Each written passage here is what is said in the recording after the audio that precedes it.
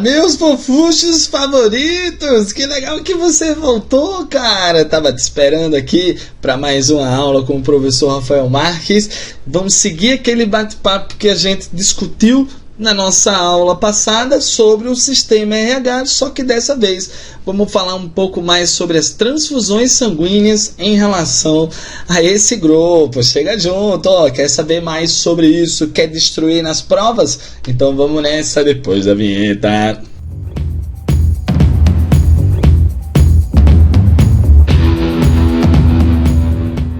Maravilha, maravilha, meus tchutchucos. Vamos seguir então o nosso bate-papo. A gente vai pegar aqui agora um pouquinho sobre essas transfusões sanguíneas.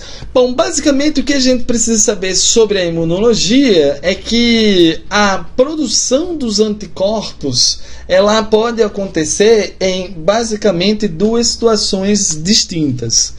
Uma delas é o que nós chamaremos de resposta imune primária. A resposta imune primária, ela representa o primeiro contato que você tem com aquele determinado antígeno e que apresenta algumas características, como por exemplo, a resposta imune primária é muito lenta, pode levar coisa de 3 meses para acontecer e apresenta uma intensidade na produção de anticorpos muito baixa. Então, quando ocorre, por exemplo, a primeira transfusão de sangue RH positivo para um indivíduo RH negativo, é a primeira vez que esse camarada aqui, está sendo exposto a essa proteína estranha que é a proteína RH. Lembrando que a galera RH negativa não conhece a proteína RH. Então, para este indivíduo, a proteína RH é um antígeno, né? Então, o que vai acontecer é o seguinte, você vai ter a resposta imune primária, como a gente estava comentando, é uma resposta lenta, é uma resposta pouco intensa, tá? Então aqui a gente não vai ter muito, a gente não vai sentir muito os efeitos da produção dos anticorpos em relação àquele lance da aglutinação, né? Como a gente estava comentando, resposta imune aqui, primária é lenta, leva mais ou menos 3 meses, né? E por exemplo, quando o anti-RH for ser produzido, isso pode levar vários dias. As hemácias RH positiva lá do indivíduo já terão, inclusive, até desaparecido, né? Imagina que eu sou RH negativo, recebi sangue RH positivo. Então, meu corpinho vai levar muitos dias para produzir esses anticorpos e o anticorpo não irá interagir com a hemácia estranha, a hemácia esquisita, a hemácia que apresenta proteínas incomuns na sua superfície. Então, eu não observo nenhum efeito resultante desse tipo de transfusão quando ela acontece pela primeira vez. Agora, meu amigo, se ocorrer uma segunda transfusão, se o mesmo indivíduo RH negativo for mais uma vez sensibilizado por hemácias RH positiva, aí a parada começa a ficar complicada, porque agora a gente já vai começar a ter resposta imune secundária, que é uma resposta muito mais rápida e muito mais intensa. Resultado disso, os anticorpos que eu produzi quase que imediatamente, como a gente consegue ver aqui no gráfico, em poucos dias você já tem lá uma concentração de anticorpo gigantesca na corrente sanguínea. Resultado disso, esses anticorpos eles vão aglutinar as hemácias RH positiva, as hemácias que eu recebi, e isso vai provocar aquele lance da embolia que a gente já discutiu sobre o sistema ABO. Então, deixa eu te falar uma parada super interessante. Não tem problema você receber um sangue, por exemplo, se você é negativo, não tem problema você receber sangue RH positivo se essa for a primeira transfusão de sangue incompatível. Agora, se você tiver a segunda transfusão, aí é que mora o problema na parada, tá?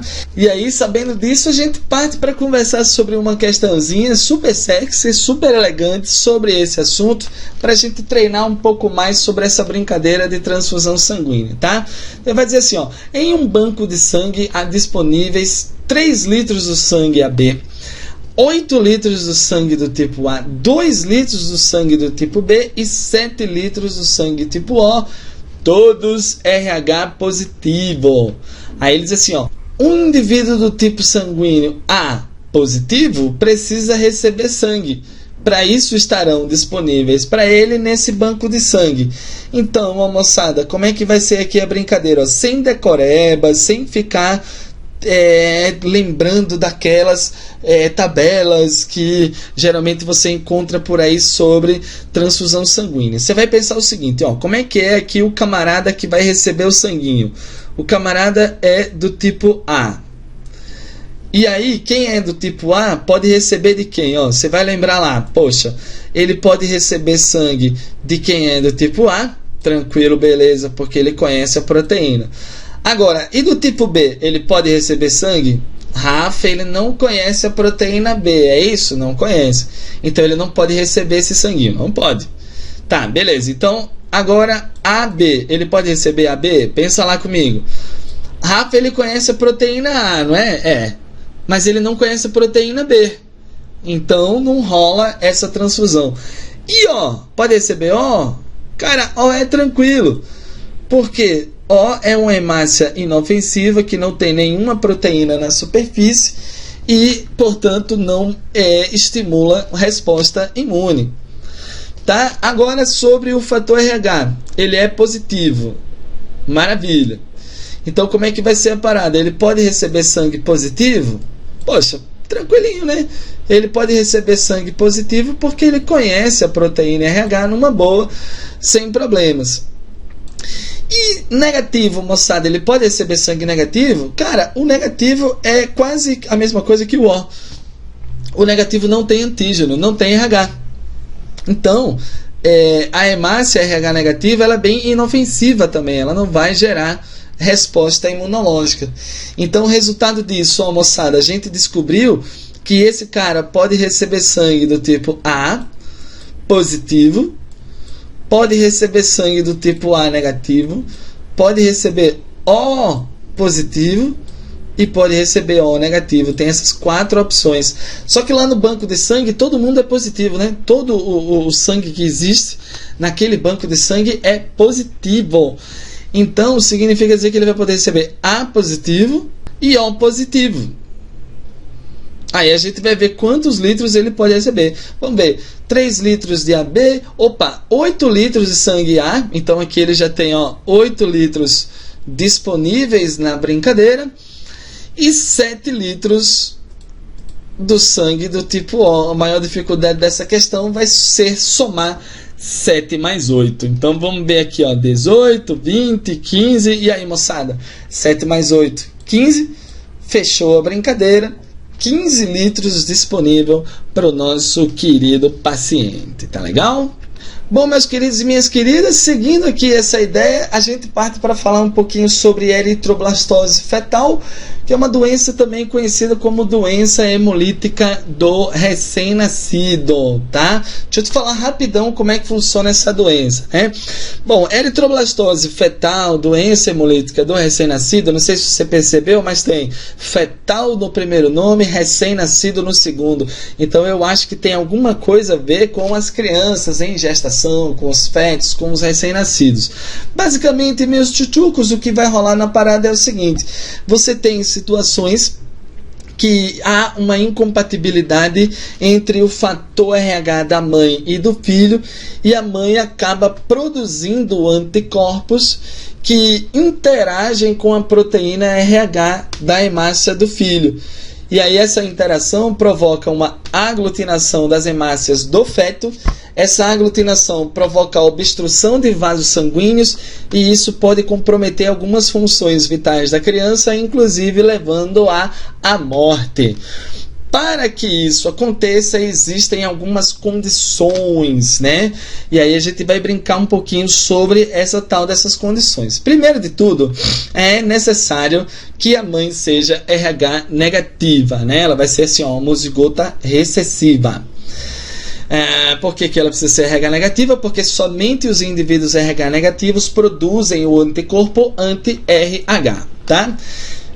Segunda condição aqui, eu preciso que o pai seja RH positivo. E o pai precisa ser RH positivo porque é necessário que para que a doença ocorra, eu preciso ter filhos do tipo RH positivo, que vai ser incompatível com o sanguíneo da mãe.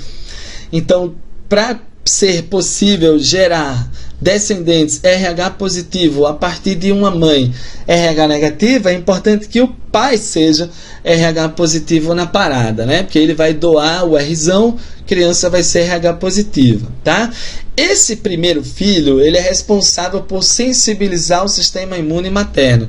Ele promove o primeiro contato entre o sistema imunológico da mãe e as hemácias do tipo RH positiva, que para a mãe são hemácias estranhas. Essa primeira resposta, a gente lembra que ela é tranquilinha, ela é lenta, ela é pouco intensa, então o primeiro filho ele não sofre nenhuma consequência a partir disso.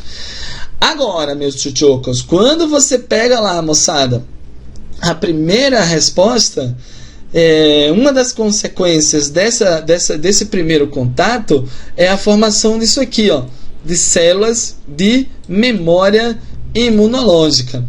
Essas células de memória imunológica, elas irão entrar em atividade quando essa mãe for exposta uma segunda vez pelos mesmos antígenos, né? Então, quando eu tiver, por exemplo, um segundo filho e esse camarada for RH positivo de novo, aí você vai ter uma segunda estimulação. E aí o que vai acontecer é que a mãe já vai produzir anticorpos a partir das células de memória, que é uma resposta muito mais rápida, muito mais intensa. Tu vai ter uma produção de muitos anticorpos, moçada. E aí o que rola é que esses anti-RHs, que são os anticorpos, eles vão atravessar a placenta, que nem a gente tem na imagem aqui, ó. Deixa eu pegar aqui para nós. Aqui a gente tem uma mãe RH negativa previamente sensibilizada ao antígeno RH. Aqui aconteceu por uma transfusão ou até mesmo por um feto RH positivo. Aí o que vai acontecer? Você vai ter um segundo contato com essa hemácia RH positiva. Por algum motivo, a hemácia do feto atravessou a placenta, chegou até a corrente sanguínea da mãe, e aí você teve um estímulo para a produção de anticorpos contra o antígeno RH do filho. A mãe não conhece o RH, foi estimulada, produziu uma arruma de anticorpos. Entre esses anticorpos existem os anticorpos da classe IgG. Esses caras, eles têm a propriedade, moçada, de atravessar a placenta, opa, Rafa, e chegar na corrente sanguínea lá do moleque. Quando o anticorpo chega na corrente sanguínea, esses anticorpos vão se ligar com as hemácias, e isso, moçada, vai gerar uma série de consequências, como, por exemplo, a remoção e a destruição desse complexo, né? Hemácia-anticorpo. Essa destruição de hemácias vai levar a uma anemia. Bom, essa destruição das hemácias associada aos anticorpos vai levar a uma série, moçada, de consequências, e entre essas consequências a gente pode listar, ó, a ocorrência de anemia, a icterícia, que é a falta, né, de hemoglobina circulando no sangue. Além disso, essa criança pode sofrer de má oxigenação tecidual. Essa má oxigenação tecidual pode levar, por exemplo, a um retardo mental, caso afete o funcionamento do cérebro. E nos casos mais graves, a criança pode acabar indo à morte, né? Então, esse risco de destruição das hemácias pode acabar sendo letal para a criança, tá? Você fala, nossa, Rafa, então quer dizer que se eu sou do tipo RH negativo, eu tenho que me preocupar com essa doença. É verdade? É verdade, moçada. Todas as mamães que são RH negativas têm que ficar de orelha em pé para que não ocorra esse tipo de situação. Inclusive, evitar que essa situação ocorra é algo muito importante para a gente discutir aqui na brincadeira. A gente vai falar um pouco sobre essa profilaxia, sobre essa prevenção. Uma das formas de prevenir a eritroblastose é fazer o uso de anticorpos anti-RH por via intravenosa ao final de cada gestação. A aplicação desses anticorpos, pessoal, vai ter como objetivo a neutralização das hemácias do feto na corrente sanguínea materna antes mesmo que o sistema imunológico dela seja sensibilizado e aí ela acabe de certa forma, vou colocar entre aspas, aprendendo a produzir esses anticorpos e coloca lá a vida dos seus nenéns em risco, tá? Então o sistema imunológico materno não vai ser sensibilizado, não adquire as células de memória e, portanto, você não apresentará aquela história da resposta secundária que é a mais perigosa, tá? Mas isso, obviamente, serve apenas para prevenir, né? Não serve de remédio, não serve de resolução do problema. Caso seja identificado a eritroblastose no feto, a gente pode realizar alguns tratamentos, principalmente depois que essa criança nasce, né? Se nascer com vida, eu posso iniciar esse tratamento. Então, eu posso fazer, moçada, a substituição do sangue fetal, que é RH positiva por sangue RH negativo. Nossa, Rafa, como é que eu vou fazer essa substituição? Cara, eu vou tirar o sangue da criança por um vaso sanguíneo e vou repor outro tipo de sangue por outro vaso sanguíneo. É fácil fazer isso em crianças porque elas têm pouco sangue, né? 1 litro, 2 litros de sangue ali já resolve a parada. Então, quando eu faço essa substituição do sangue do feto de RH positivo para negativo, o que vai acontecer é que os anticorpos da mãe, que são os causadores desse problema todo, não têm afinidade com as hemácias RH negativa. Até porque o anticorpo ele se liga no RH. Se a hemácia não tem o RH, o anticorpo não se liga e não provoca a aglutinação, nem muito menos os sintomas. Maravilha, né? Bom, para fechando esse bate-papo, vamos fazer aqui uma questãozinha tranquilinha, né? Então, olha só, a eritroblastose fetal é uma doença em que as hemácias de um embrião são destruídas por anticorpos anti-RH produzidos pela mãe. Considere a respeito 1, 2, 3 e 4 abaixo. Maravilha. Vamos ver lá. O primeiro, os anticorpos são transferidos através da placenta. Maravilha. 2. Os anticorpos anti-RH só serão produzidos se a mulher tiver sido sensibilizada, ou seja, se ela tiver sido exposta a hemácias RH positiva. Maravilhoso. Bem tranquilo também a número 2. Número 3. Um dos tratamentos possíveis é a utilização de um soro anti-RH que destrói as hemácias RH positiva que tiverem penetrado na circulação da mulher. Bom, moçada, a única coisa que não ficou legal nessa alternativa aqui foi o termo tratamento, né? Mas aí você vai ter que lembrar que às vezes existe tratamento profilático, né? O tratamento preventivo aí dessa parada, e realmente o tratamento profilático se vale do uso de um soro com anticorpos anti-RH. Número 4, para que uma criança tenha eritroblastose é obrigatório que o pai seja RH positivo. Olha aí, ó. Fala assim, nossa, Rafa, mas o que o pai tem a ver com essa conversa, né? Lembra lá, a mãe tem que ser negativa, o filho tem que ser positivo. Então, para isso acontecer, é necessário que o pai seja RH positivo, né? Então, vai ser correto aqui para nós. Ficamos com todas corretas. 1, 2, 3 e 4. Fechou a brincadeira sobre tipos sanguíneos. Valeu, moçada? Então, ó, é um assunto que adora cair nas provas.